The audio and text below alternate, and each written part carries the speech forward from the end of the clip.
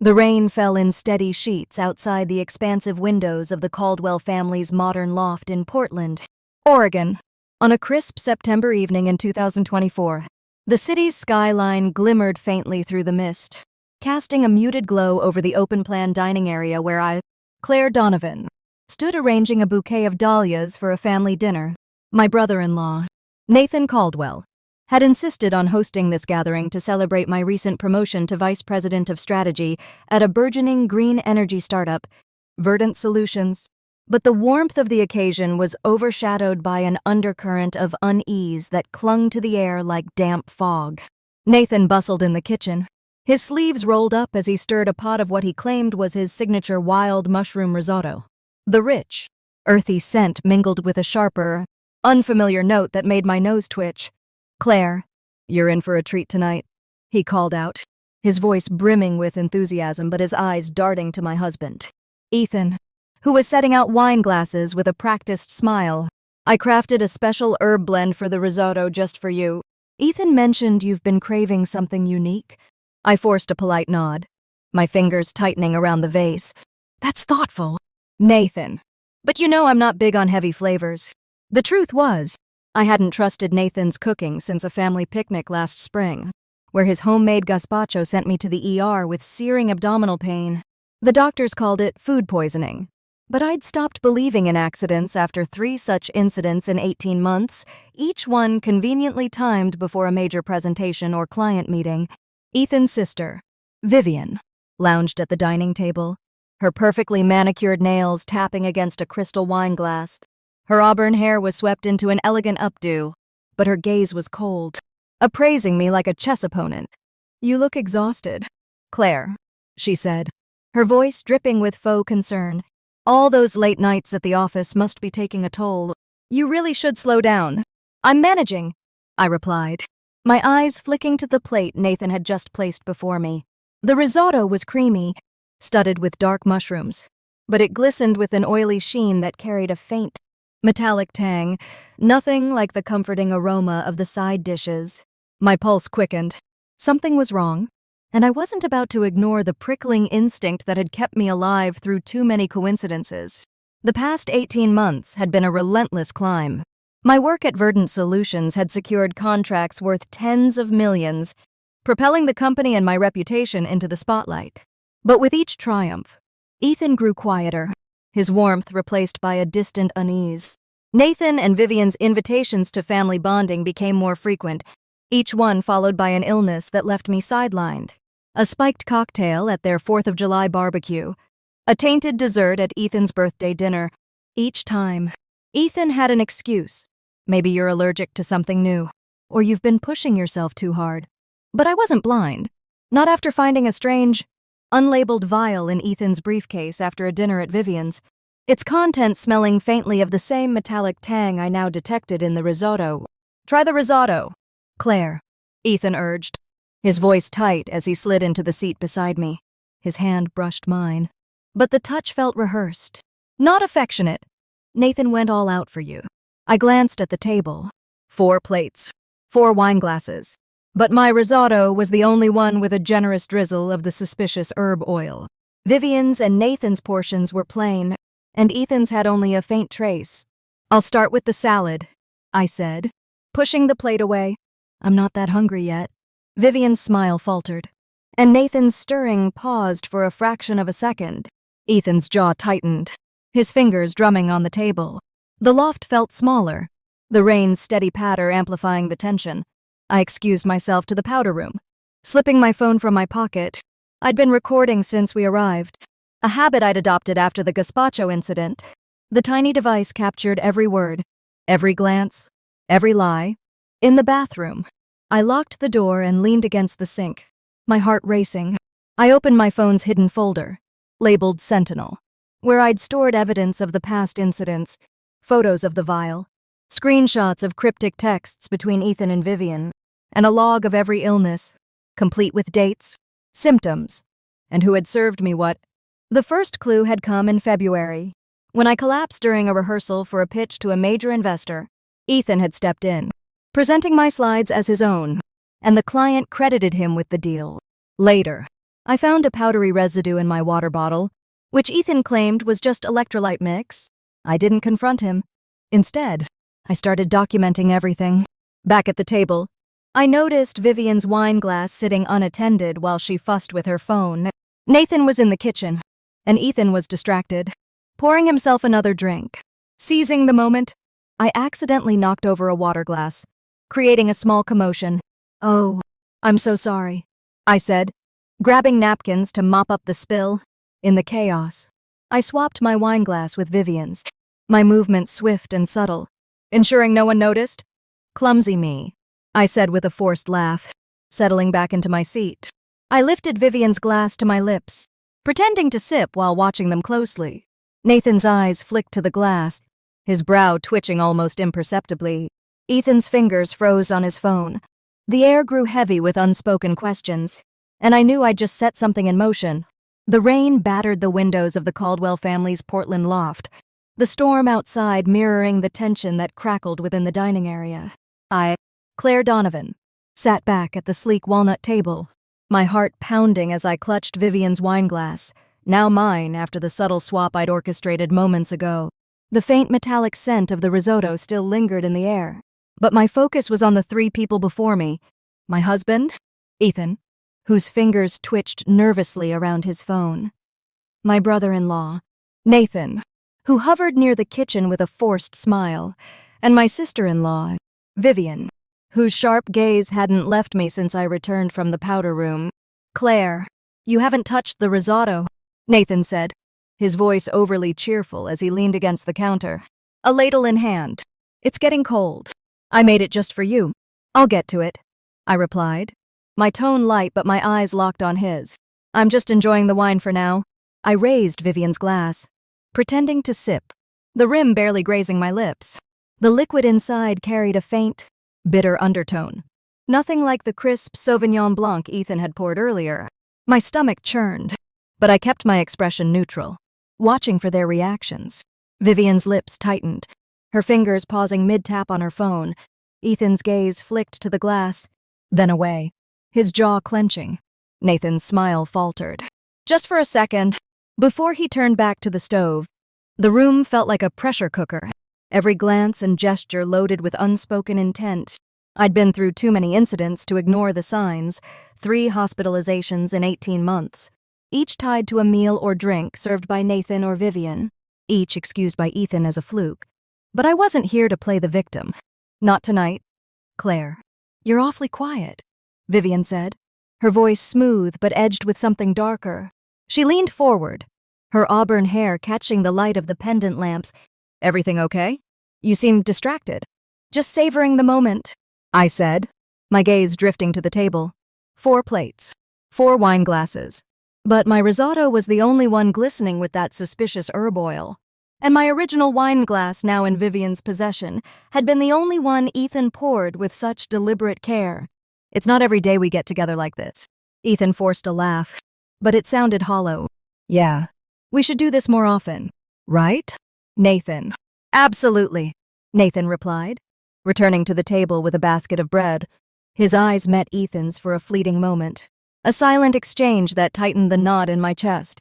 I'd seen that look before, at their 4th of July barbecue, right before I drank the spiked cocktail that landed me in the ER. I wasn't imagining things. Something was happening, and I was one step away from proving it. I set the glass down, my fingers brushing the edge of my phone in my pocket. The recording was still running, capturing every word, every pause. But I needed more than audio. I needed them to slip up. As Nathan reached for his wine, I saw my chance. Vivian was distracted, scrolling through her phone, and Ethan was busy slicing the bread. "Oh, I almost forgot," I said, standing abruptly. "I brought a bottle of that Pinot Noir you love." "Vivian, it's in my bag. Let me grab it." I moved toward the coat rack by the door, deliberately brushing past the table.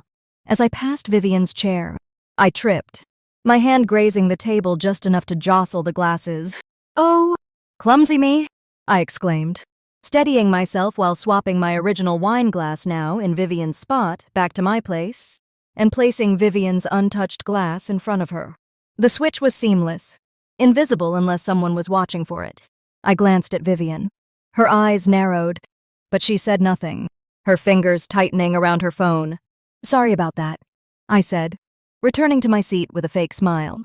"I'll grab the Pinot later. Let's not let the wine get warm." I lifted my original glass, now Vivian's, and pretended to sip, my heart racing.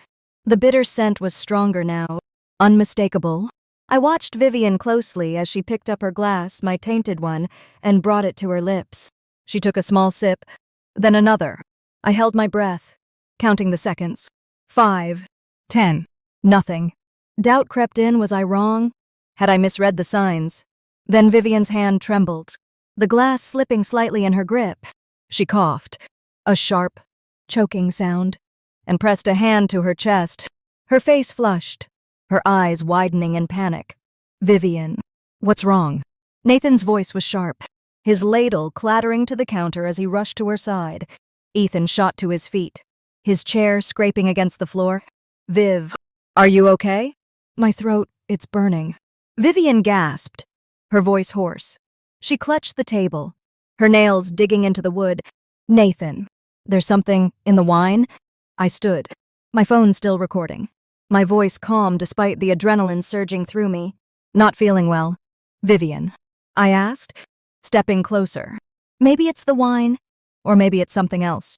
Ethan's head snapped toward me, his face pale. "Claire, what are you talking about? This is insane." "Is it?" I held up the glass, Vivian's original one, now in my hand, because Vivian just drank from my glass, and now she's sick. "Funny how that keeps happening to me at your dinners." "Nathan." Vivian coughed again, her hands shaking as she gripped Nathan's arm. You switched the glasses," she stammered, her eyes darting between me and Ethan. "You knew. After 3 ER visits in a year. You think I wouldn't figure it out?" I said, my voice steady but cold. "The gazpacho at your picnic, the dessert at Ethan's birthday, the cocktail at your barbecue, and now this wine. You're not as subtle as you think." Nathan's face drained of color, his hands balling into fists. "Claire, you're blowing this out of proportion. It's just a bad reaction." "Then why did you tell her it would only make me tired?" I cut in, my eyes locked on Vivian. "Go on, Vivian. Tell me what you meant when you said it's burning." "What was in my glass?" Vivian's breath hitched, her eyes wild.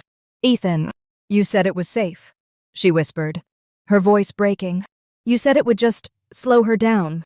The room went silent, the only sound the rain pounding against the windows. Ethan's face crumpled, his hands trembling. "Vivian, stop," he hissed. But it was too late. The truth was spilling out, and I was ready to catch every drop. I pulled my phone from my pocket, the recording still running. "I've got everything," I said, holding it up. "Every word, including what Vivian just said about you promising it would only slow me down. Care to explain?" "Ethan." He stared at me, blood draining from his face. "Claire, this wasn't supposed to happen. It was just what?" I stepped closer, my voice like ice. "Just a plan to make me miss the Verdant board meeting, to steal my promotion, to make sure I couldn't outshine you again." Vivian slumped in her chair, gasping. Nathan knelt beside her, his face a mask of panic. "We need to call an ambulance," he said, fumbling for his phone. "Vivian, hang on." I was already dialing 911. "I need an ambulance at 1420 Lovejoy Street, Loft 12B, I said, my voice steady. "A woman is having a severe reaction after drinking wine. She's coughing, shaking, and her throat is burning." I gave the address, my eyes never leaving Ethan and Nathan, as the operator confirmed the dispatch. Vivian's gaze met mine, her expression a mix of fear and fury. "You set me up," she whispered. "You knew all along." "I knew enough to protect myself," I replied, crouching to meet her gaze. "You and Ethan thought you could keep playing this game? But I've been watching you for months." The paramedics burst through the door, their boots thudding against the hardwood floor. I stepped back, letting them swarm around Vivian. Ethan tried to grab my arm, his voice desperate. "Claire, please, you don't understand." "Don't touch me," I said, pulling away. "And don't try to lie your way out of this. You knew exactly what was in that glass, didn't you? That's why you poured it so carefully." His silence was answer enough. As the medic strapped Vivian to a stretcher, Nathan hovered nearby, his eyes darting between me and the door. "Claire, this is a misunderstanding," he stammered. "We'd never hurt you." "Then why did you know it was the wrong glass before Vivian said anything?" I asked, my voice cutting through the chaos. "Why did you look at Ethan the moment she started coughing?" Nathan froze, his mouth opening and closing like a fish out of water. The paramedics wheeled Vivian toward the door, and I followed, my phone still in hand. "I'm going with her," I said to the lead medic. "She's my sister-in-law." Ethan's voice cracked as he called after me. "Claire, wait. We can fix this." "There's nothing to fix," I said, not looking back. "You broke it the moment you chose to betray me." As I stepped into the elevator with the paramedics, the rain-soaked city stretched out below, its lights blurred by the storm. The truth was coming to light, and I wasn't stopping until every shadow was exposed. The sterile fluorescent lights of Portland's OHSU hospital cast a harsh glow over the ER waiting room, where Claire Donovan, sat clutching my phone. The storm outside had intensified, its howling winds rattling the windows as I replayed the events of the evening in my mind. The tainted wine, Vivian's collapse, Ethan's panicked silence. My sister-in-law, Vivian Caldwell, was in a treatment room, her condition stabilized but serious. My husband, Ethan, had vanished the moment the paramedics wheeled her away, leaving no explanation, no message, just a void where his loyalty should have been. Nathan, my brother-in-law, paced nearby, his face a mask of agitation, his eyes avoiding mine. My phone, still recording, had captured everything. Vivian's choked confession that Ethan had promised the wine would only slow me down, Nathan's slip when he realized the wrong glass had been drunk, and Ethan's desperate, half-formed excuses as I walked out the door. But I needed more than audio to bring them down. I needed the truth, unfiltered and undeniable, and I wasn't leaving until I had it. A young nurse approached, her clipboard clutched tightly. "Ms. Donovan." "I'm Lena. Mrs. Caldwell is awake and asking for you. She's weak, but stable. You can see her now." I nodded, standing and slipping my phone into my pocket, the recording still running. "Thank you. Is there a doctor I can speak to afterward?" "Dr. Kessler is overseeing her case," Lena replied. "He'll meet you after your visit. The police have been notified, as para seems like standard procedure for a poisoning case." I followed Lena down a quiet hallway, the antiseptic smell stinging my nose. My mind raced, piecing together the puzzle of the past 18 months. 3 hospitalizations, each tied to a meal or drink from Nathan or Vivian, each time to sabotage my career. The gazpacho at their spring picnic, the dessert at Ethan's birthday, the cocktail at their barbecue, all dismissed by Ethan as accidents, but I'd long since stopped believing him. My hidden folder, Sentinel, held the evidence. Photos of a suspicious vial from Ethan's briefcase, screenshots of cryptic texts between him and Vivian, and a meticulous log of every incident. I'd been building my case for months, and tonight's events were the final nail in their coffin. Vivian's room was dimly lit, the beeping of monitors punctuating the silence. She lay in the hospital bed, pale and fragile, her auburn hair limp against the pillow. An IV dripped steadily into her arm, and her eyes, usually sharp and calculating, were heavy with exhaustion. When she saw me, her lips parted, but no sound came out at first. She tried to sit up, wincing, then sank back against the pillows. "I didn't think you'd come," she whispered, her voice raspy. "I came to hear the truth," I said, my tone cold as I stood a few feet from her bed. "After 3 ER visits in a year, I figured I deserved to look you in the eye one last time. So, tell me, Vivian, why?" Her gaze dropped to her hands, her fingers twisting the edge of the blanket. "It wasn't supposed to go this far," she said, her voice barely audible. "It was just to make you step back, to give us a chance. Us." I stepped closer, my voice low and sharp.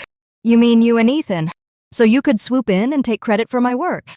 Like you tried to do with the Verdant board meeting?" Vivian's eyes fluttered shut, her breath shallow. "You don't understand," she said. "You made it look so easy. The clients, the contracts, the promotions. You walked into Verdant and suddenly everyone was talking about Claire Donovan. I've been in this industry for 12 years, clawing my way up, and no one noticed. Then you showed up, and it was like I didn't exist. I crossed my arms, my anger simmering. So you poisoned me because I was good at my job.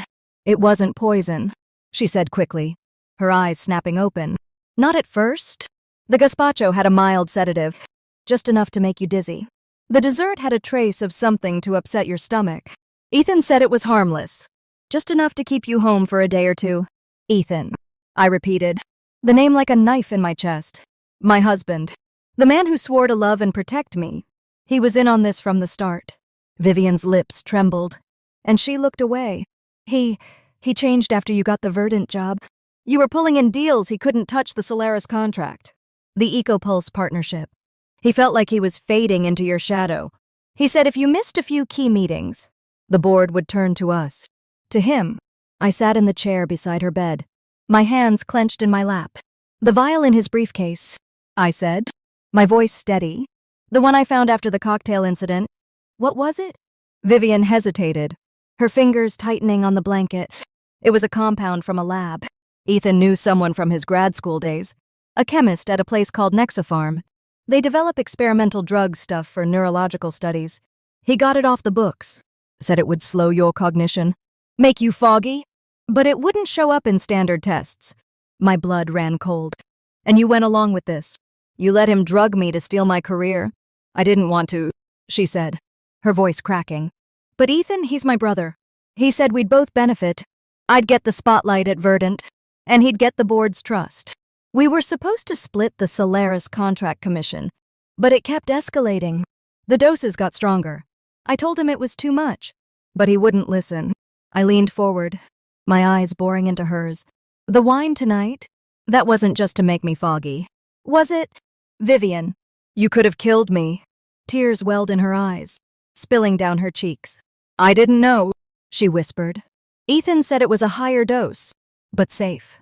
I swear. Claire, I never meant for it to go this far. I just wanted my life back. I sat back, my chest tight with fury and betrayal. There was no excuse for what they'd done, no justification for the pain they'd caused. But in the soft light of the hospital room, I saw a woman broken by envy, hollowed out by years of resentment. It didn't make me pity her, it made me resolute. The door opened, and Dr. Kessler entered, a middle-aged man with a serious expression. Behind him was Detective Alicia Torres, a woman in her 40s with a no-nonsense demeanor. Donovan. Dr. Kessler said, we've analyzed Mrs. Caldwell's blood work. We found traces of a synthetic compound, likely a cholinesterase inhibitor used in controlled research settings. It's not commercially available. And the dose she consumed was significant. If you had drunk the full glass, the effects could have been catastrophic seizures, respiratory failure, even death. I gripped the armrest, my knuckles white. I want to press charges, I said, my voice firm. This wasn't an accident. It was attempted murder. Detective Torres nodded, pulling out a notepad. We're already building a case. The hospital notified us as soon as the blood work came in. I understand you have a recording. I handed her my phone. The audio file queued up. Everything from the dinner is here, I said. Vivian's confession, Ethan's reactions, Nathan's slip about the wrong glass. And I have more logs, photos, texts. It's all on a USB drive in my bag. Torres's eyes sharpened as she listened to the recording through her earpiece. This is damning, she said, pausing at Vivian's choked words. Ethan, you said it was safe? We'll need Mrs. Caldwell's statement, but this alone is enough to bring your husband in for questioning. Vivian stirred, her voice faint. Check my laptop, she said, her eyes fixed on Torres. There's an email from Ethan to a guy named Ryan Holt at Nexapharm. He asked for a compound that slows cognition without a trace. It's in my work folder, labeled consulting. The password is Vivian 2023. Torres jotted it down, then turned to me. We'll need your medical records from your past hospitalizations to establish a pattern. Can you provide those? Already done, I said, pulling the USB drive from my bag. It's all here: blood work, discharge summaries, and a detailed log of every incident, cross-referenced with who served me what. I've been tracking this since February. Dr. Kessler stepped forward. I reviewed your records from your last admission in June. There were trace amounts of a similar compound in your blood. Too low to flag at the time. This wasn't a one-off. Someone was experimenting on you, adjusting dosages over months. My stomach twisted, the weight of his words sinking in.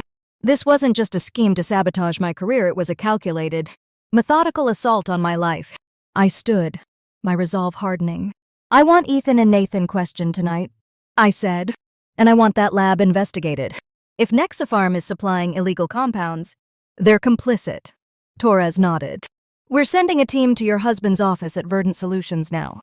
If there's evidence there, we'll find it. As for Mr. Caldwell, he's in the waiting room. We'll bring him in for questioning.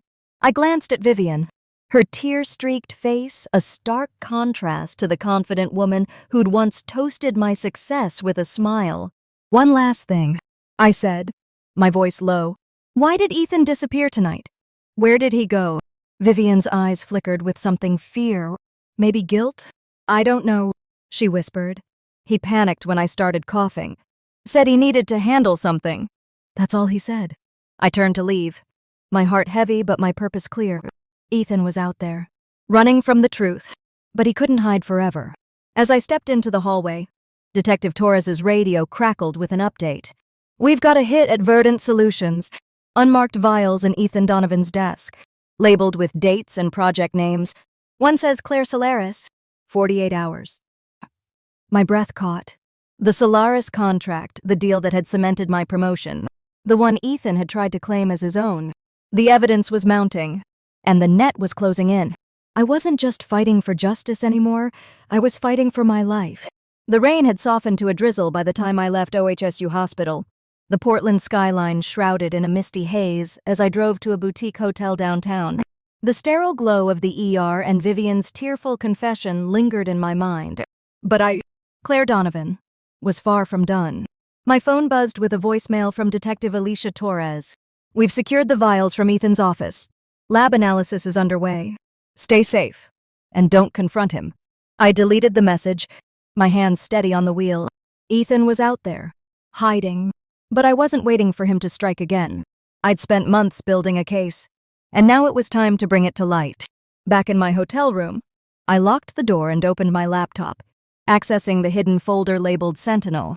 Inside were 25 voice memos, 35 screenshots of texts between Ethan and Vivian, and a detailed log of every suspicious incident over the past 18 months, dates, symptoms, who served what, and the aftermath.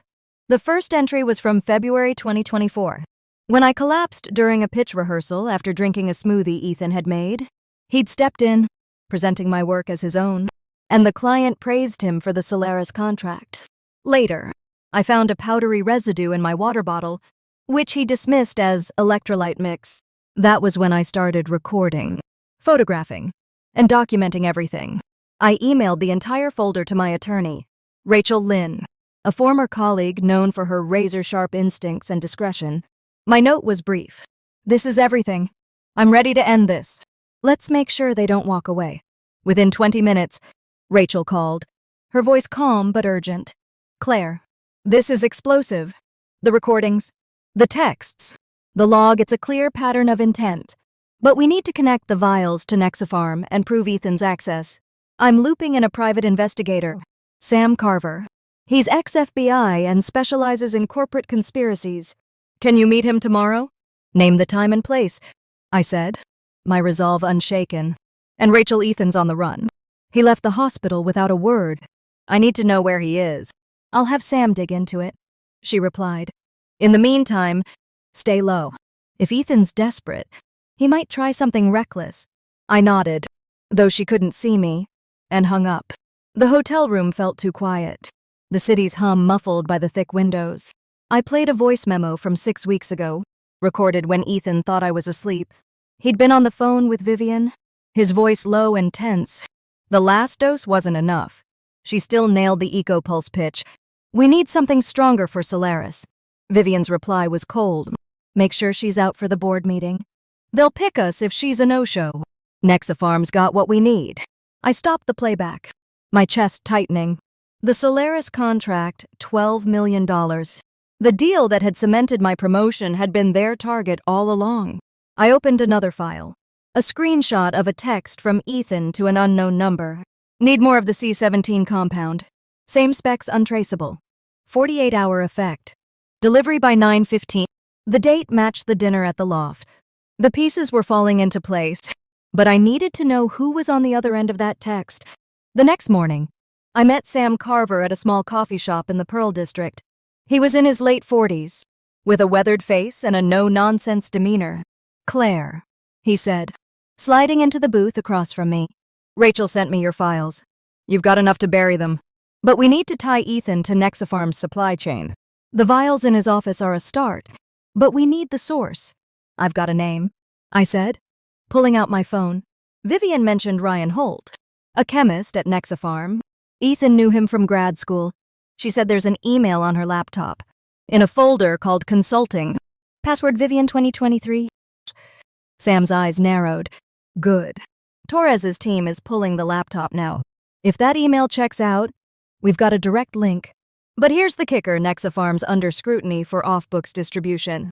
A whistleblower leaked documents last month about their special projects.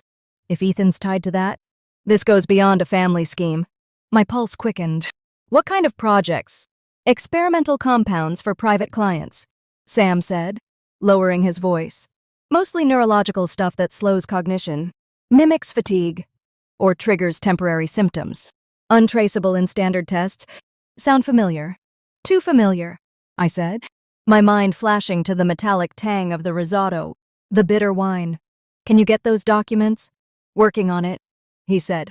"But there's something else. Ethan's not just running, he's been in contact with someone at Verdant Solutions." I tracked his phone to a burner number linked to a colleague of yours, Jenna Patel. "Ring any bells?" I froze. Jenna Patel was my deputy at Verdant, a brilliant strategist who'd been my right hand on the Solaris contract.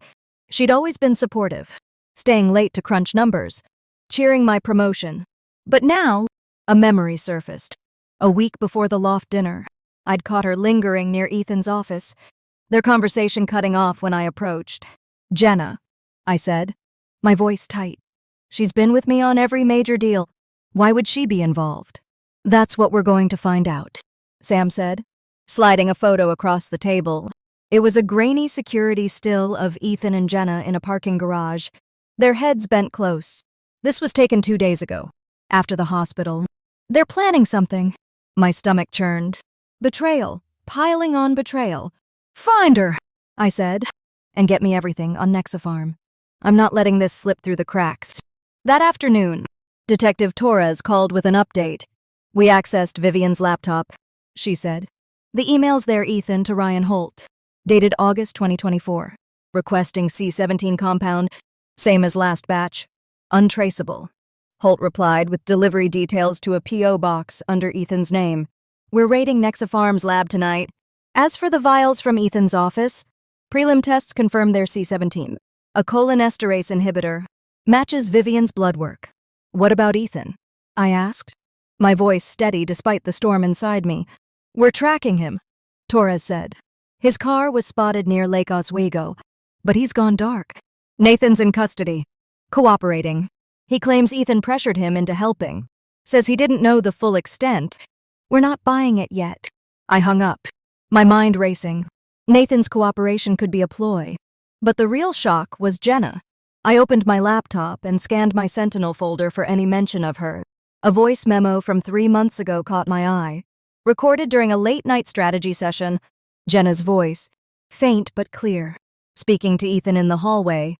"If Claire's out for Solaris, I can lead the pitch. Just make sure it's clean." Ethan's reply was muffled. "It will be... She won't see it coming." My hands shook as I saved the file to a new USB drive. Jenna wasn't just a bystander, she was complicit.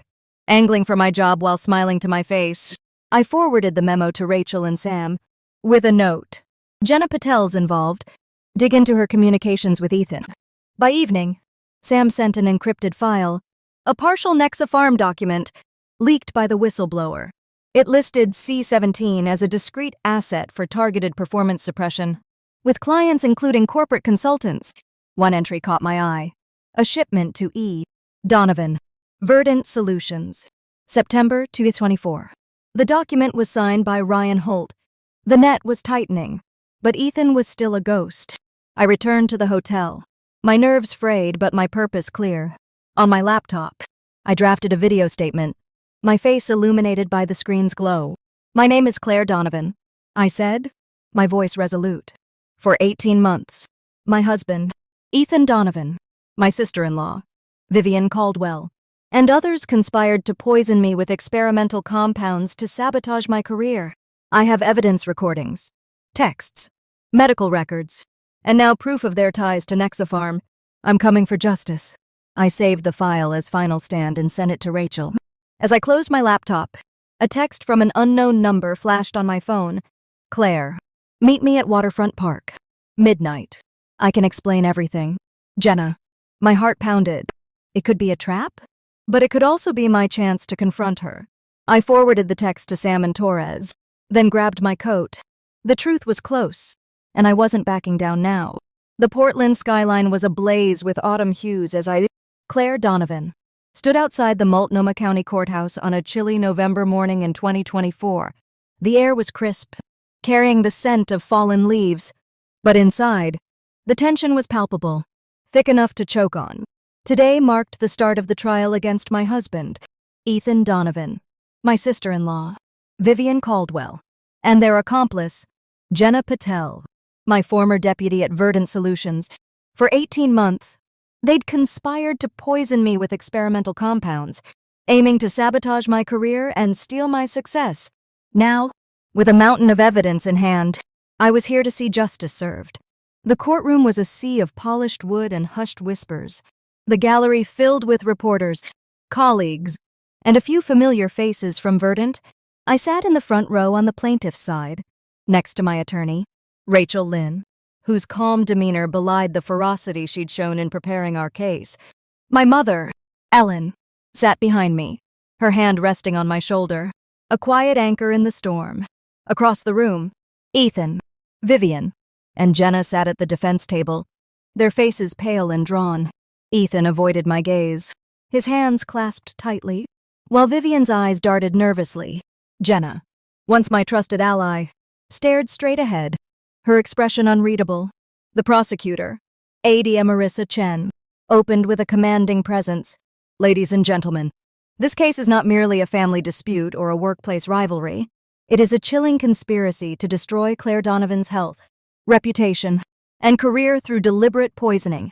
The defendants Ethan Donovan, Vivian Caldwell, and Jenna Patel acted with calculated intent, driven by envy and greed, to undermine a woman whose only crime was her success. The evidence was presented methodically, each piece a dagger in the defendant's defense. First came the recording from the loft dinner, played through the courtroom's speakers. Vivian's choked confession echoed, "Ethan, you said it was safe. You said it would just slow her down." Nathan's slip followed. "Why did you know it was the wrong glass?" The jury's faces hardened, some leaning forward, others scribbling notes. Rachel leaned toward me, whispering, "They're hooked. Chen's got them." Next was my video statement, recorded in the hotel room the night after the dinner. On the screen, my face was steady, my voice unwavering. "My name is Claire Donovan. For 18 months, my husband, my sister-in-law, and my colleague poisoned me to steal my opportunities. I trusted them, and they betrayed me. I didn't look at Ethan as the video played, but I felt the weight of his presence, a ghost of the man I'd once loved. Dr. Kessler, the ER physician from OHSU, took the stand, presenting my medical records from 3 hospitalizations.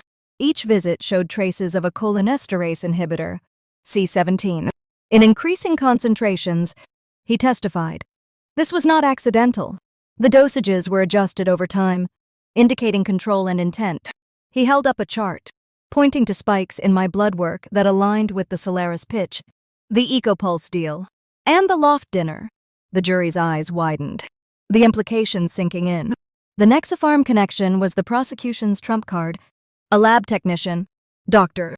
Emily Nguyen, testified about the company's special projects division, which supplied C17 for discrete clients. She confirmed an email from Ethan to Ryan Holt, up to a Nexapharm chemist, requesting untraceable compounds for performance suppression. A leaked document, provided by a whistleblower, listed shipments to E. Donovan, Verdant Solutions, with dates matching my illnesses. The final blow was the vials found in Ethan's office, one labeled Claire Solaris, 48 hours. Its contents confirmed as C-17. Jenna's involvement was the trial's shockwave. Private investigator Sam Carver testified about her communications with Ethan, including a voice memo where she said, "If Claire's out for Solaris, I can lead the pitch." Screenshots of texts showed her coordinating with Ethan to keep Claire sidelined during key meetings. The prosecution played a security video from Verdant's parking garage, showing Jenna and Ethan in a heated discussion 2 days after the loft incident. She knew about the compounds, Chen said, pointing to Jenna. She wasn't just a bystander, she was a co-conspirator, angling for Ms. Donovan's job. The defense tried to pivot, claiming Vivian and Jenna were manipulated by Ethan, who only wanted to help his wife rest. Ethan's attorney, a slick man named Gregory Holt, argued, "My client was concerned about Claire's overwork. He made poor choices, but there was no intent to harm." Jenna's lawyer painted her as a naive pawn, while Vivian's claimed she acted out of sibling loyalty. The courtroom stirred, but Chen dismantled their narrative with surgical precision. "Help her rest," Chen scoffed, her voice rising. "By lacing her wine with a neurological toxin, by emailing a chemist for compounds to slow cognition, by labeling vials with her name and project deadlines. This wasn't concern. Your Honor, this was a conspiracy to destroy." On the third day, Nathan Caldwell, who'd taken a plea deal, testified against the others. His voice trembled as he faced the jury. "Ethan came to me last spring," he said. "He said Claire's success was overshadowing us all. He got the compounds from Nexa Farm, said they'd make her miss meetings without anyone knowing. Vivian and Jenna were in on it. They wanted the Solaris contract. I helped with the dinner, but I didn't know how dangerous it was." His eyes flicked to Vivian, who stared at the table, her face ashen. The trial's turning point came when Vivian requested to speak. She stood, her hands shaking, her once confident demeanor replaced by fragility. "I don't deny what I did," she said, her voice breaking. "I was jealous of Claire. Her success made me feel invisible.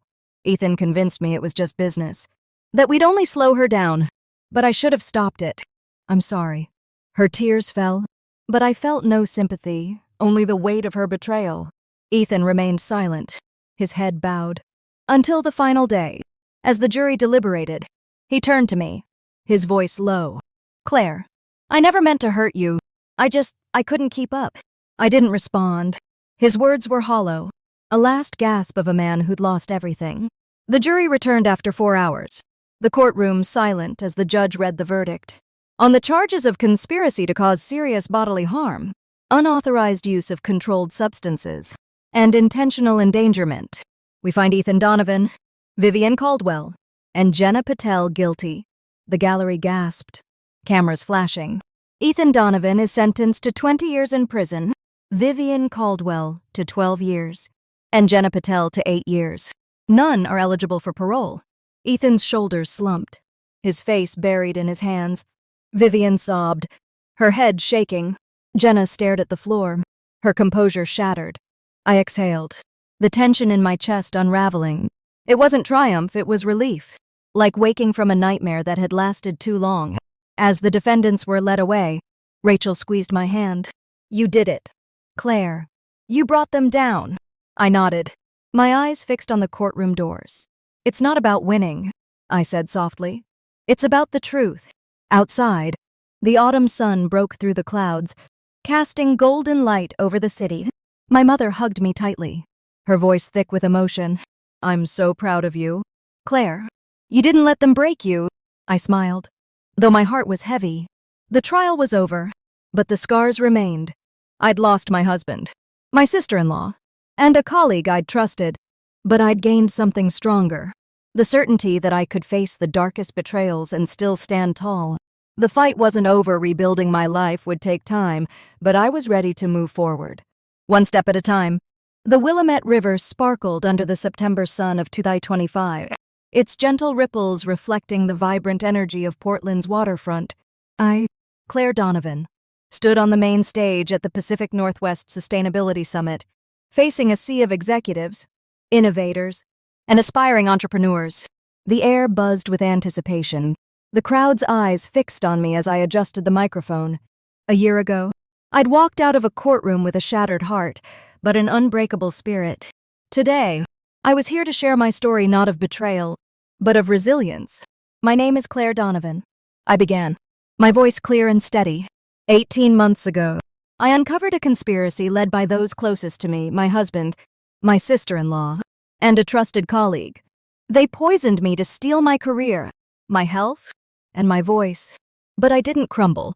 I gathered evidence, pursued justice, and reclaimed my life.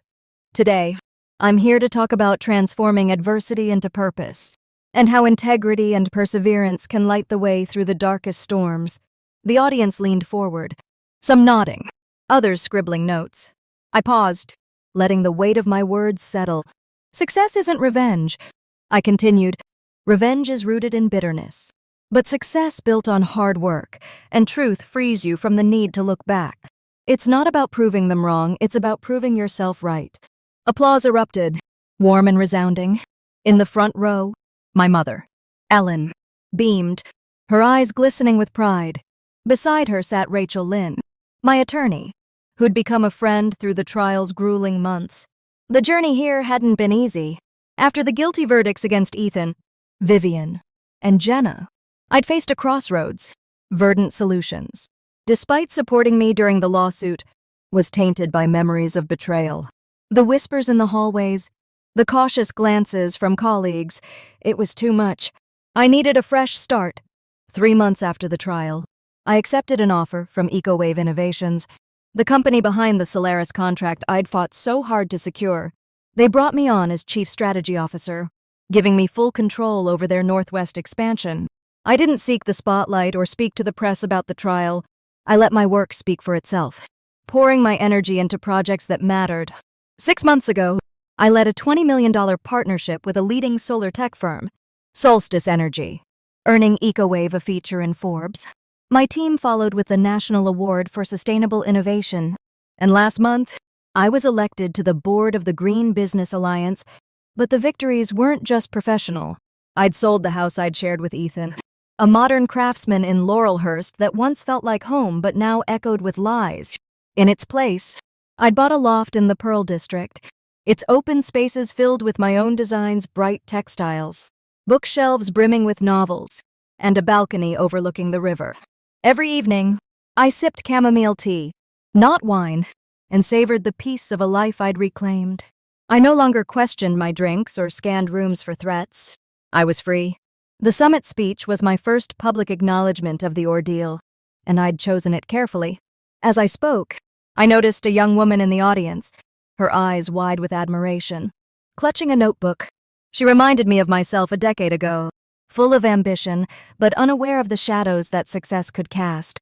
To anyone facing betrayal or doubt, I said, looking directly at her, know this.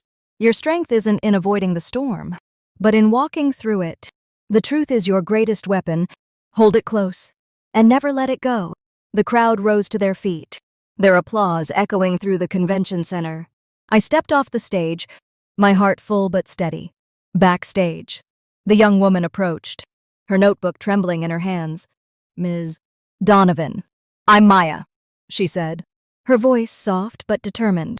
I'm starting a clean energy startup, and your speech, it gave me courage. I've been afraid of failing, of people not taking me seriously. How do you keep going? I smiled, touching her arm gently. Courage isn't the absence of fear, Maya. It's moving forward despite it. You've got that spark already, I can see it. Trust yourself, and don't let anyone dim your light.